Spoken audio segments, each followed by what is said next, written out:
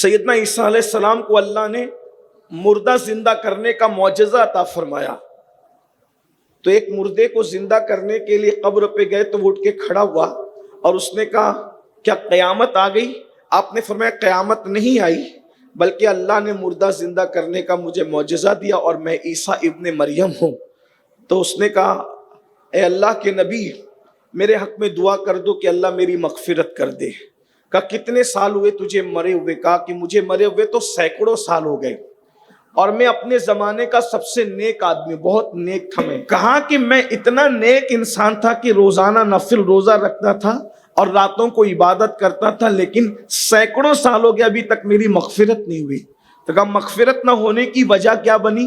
تو وہ شخص جواب دیتا ہے کہ میں قلی تھا، لوگوں کا بوجھ اٹھاتا تھا، میرے دانت میں کوئی چیز پھنس گئی تھی تو ایک شخص نے مجھے لکڑیوں کا گٹھا دیا کہ لے جاؤ اور لکڑیوں کا گٹھا لے جا کر میرے گھر پہنچا دو.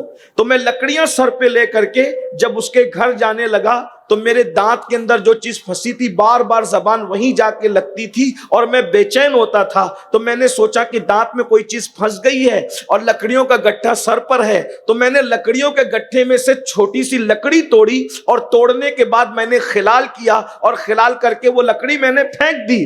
اب جب مرا ہوں تو اللہ کی طرف سے سوال ہوتا ہے یہ بتا بندے کہ تو نے اجازت کے بغیر وہ خلال کی لکڑی کیوں توڑی تھی؟ جب تک کہ تو اس کا جواب نہیں دے گا تیری ساری عبادتیں دھری کے دھری رہ گئی ہے، اس وقت تک تیری مغفرت نہیں کی جائے گی.